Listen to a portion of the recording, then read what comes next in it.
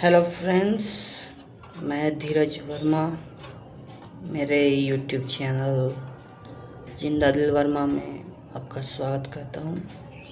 तो मैं एक टॉपिक पर अपने पॉइंट ऑफ व्यू रखना चाहता हूं कि मैं हजारीबाग झारखंड से बिलोंग करता हूं। यह मेरी जन्मभूमि है और कर्मभूमि भी शायद यही होगा।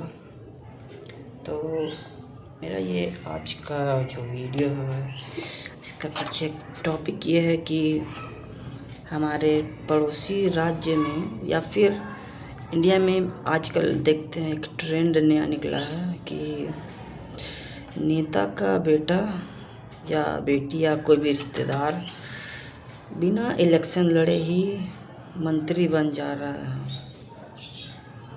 आजकल एक नया ट्रेंड निकला है।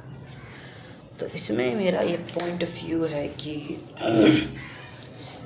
ये एक तरह से नेता लोग के अंदर एक डर है कि कोई स्ट्रगलर युवा नेता जो स्ट्रगल करके नेम फेम बनाया है, पब्लिक में लोकप्रिय हुआ है, वो कहीं पॉलिटिक्स में ना आ जाए, इसलिए अपने कम लायक बच्चे को ही या ना लायक बच्चे को ही पॉलिटिशियन बना दिया जाता है, पॉलिटिक्स में घुसा दिया जाता है। भले उसका इंटरेस्ट हो या ना हो या बिल्कुल ही ना हो, लेकिन फिर भी उसे पॉलिटिक्स में धकेल दिया जाता है ताकि उसका बेटा का वजूद बना रहे या फिर उसका खुद का जो एक राजनीतिक करियर है उसमें पीढ़ी दर पीढ़ी अपने बच्चे को विरासत में राजनीति मिले। या फिर पूरा दुनिया में आप देख ले,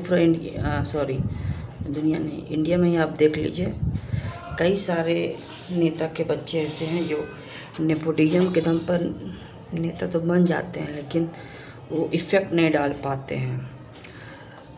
देश में बहुत से राष्ट्रीय स्तर के पार्टियां हैं जो अपने बच्चों को नेता बना देते हैं, लेकिन वो उतना छाप नहीं छोड़ पाते हैं अपने यूथ पर।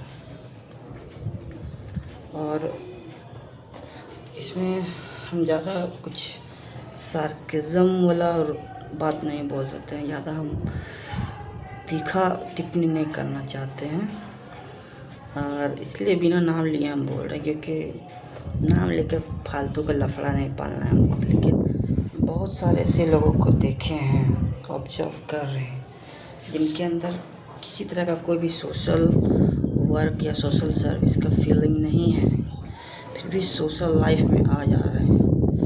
और जो बिना इलेक्शन के जो लोग नेता बन रहे हैं ना, तो मेरा ये भी एक सोच है कि अगर वैसे लोग जो नेपोटिज्म के दम पर नेता बन जा रहे हैं, मंत्री बन जा रहे हैं, अगर वो रियलिटी में आकर के इलेक्शन लड़ते हैं, चाहे वो किसी भी तरह का एमएलए, सांसद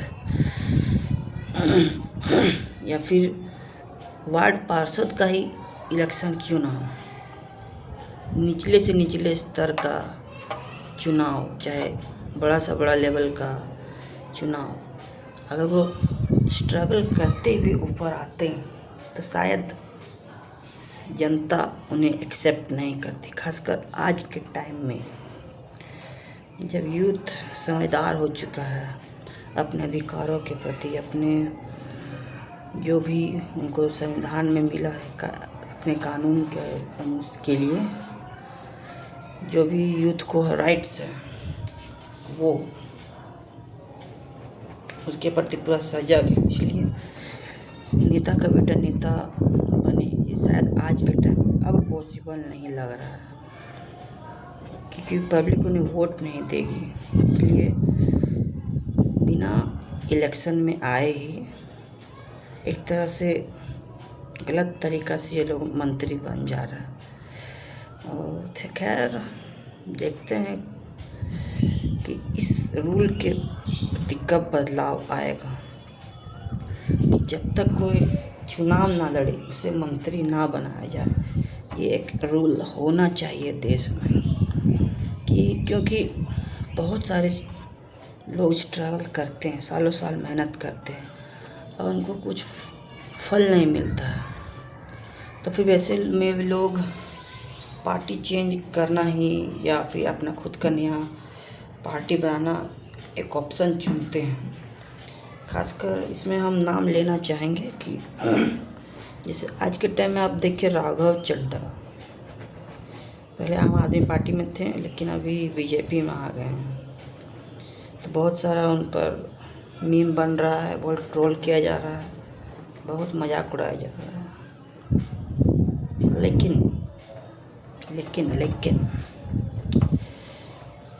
जब उनका खुद का पार्टी आम आदमी पार्टी उन पर कुछ ऑब्जेक्शंस लगाएं कि कुछ बोल नहीं सकते हैं अच्छा से, अपना राय नहीं रख सकते हैं, अपना बात नहीं रख सकते हैं, तो वैसे में इंसान क्या करेगा। मैं जिस पार्टी के लिए समर्पित हूँ और वही पार्टी मुझे बोलने से रोकेगा तो फिर मैं क्या करूँगा, या तो अपना नया पार्टी बनाऊँगा या तो कहीं और चला जाऊँगा। तो उन्होंने दूसरा रास्ता चुना, कहीं किसी और पार्टी में जाने के लिए, तो इसमें गलत क्या है। संविधान के अनुसार ये कोई गलत चीज़ तो है नहीं। बड़े से बड़े नेता लोग दल बदल किए हैं, बहुत बड़ा नेता लोग, तो उनको इस तरह से अटैक नहीं किया गया। यहाँ तक क्या बोले, कोई बहुत बड़ा यूट्यूबर है जो जब तक राघव चड्ढा जब तक आम आदमी पार्टी में थे तब तक उसके खिलाफ़ कुछ नहीं बोला, लेकिन जैसे ही बीजेपी में चले गए वो यूट्यूबर उन पर अटैक करने लगा। विदेश में रहता है वैसे वो तो बात यहाँ, मेरा पॉइंट ऑफ व्यू ये है कि अगर आप स्ट्रगलर को मौका नहीं दीजिएगा तो वो तो अपना रास्ता अलग करेगा, और दल बदल करना कोई नया बात नहीं है। बहुत सारे लोग कट्टर एंटी बीजेपी या एंटी कांग्रेस थे, लेकिन फिर भी दल बदल करके अलग अलग पार्टियों में चले गए। ये कोई नया बात नहीं है, और ख़ासकर राजनीति में। तो मेरा ये वीडियो बनाने का मेन तो पॉइंट यही था कि नेपोटिज्म के दम पर किसी को नेता नहीं बनाना चाहिए और मंत्री नहीं बनाना चाहिए, कोई बड़ा पोस्ट तो बिल्कुल भी नहीं देना चाहिए। जो स्ट्रगल के रास्ते से नहीं गुजरा है उसको बड़ा अपॉर्चुनिटी देना शायद पब्लिक के लिए साथ धोखा है, नाइंसाफ़ी है। और ख़ासकर जो लोग यूथ लोग उतना जो कॉलेज पॉलिटिक्स, यूनिवर्सिटी पॉलिटिक्स या फिर अपना लोकल एरिया का पॉलिटिक्स में दिन रात खून बहाते हैं, पसीना बहाते हैं, मेहनत करते हैं, उनको मौका ना देकर, लोकप्रिय चेहरा को मौका ना देकर नेपोटिज्म करना या कुछ और करप्शन के द्वारा किसी और को टिकट दे देना ये गलत है। तो खैर मेरा आज का यही मेन पॉइंट है, और बाकी अच्छा लगे तो लाइक कीजिएगा, चैनल सब्सक्राइब कीजिएगा, अपना पॉइंट ऑफ व्यू कमेंट कीजिए। उसमें हम भी हो सकता है कि कुछ डिबेट करेंगे, पॉजिटिव डिबेट। आप जो भी कमेंट कीजिएगा उसमें हम अपना इंटेलेक्चुअल पॉइंट ऑफ व्यू रखेंगे। आप अपना इंटेलेक्चुअल पॉइंट ऑफ व्यू रखिएगा, बिना डिसरिस्पेक्ट किए हुए, बिना एक दूसरे के ऊपर आपत्तिजनक टिप्पणी किए हुए एक बौद्धिक लड़ाई लड़ी। Thank you. जय हिंद।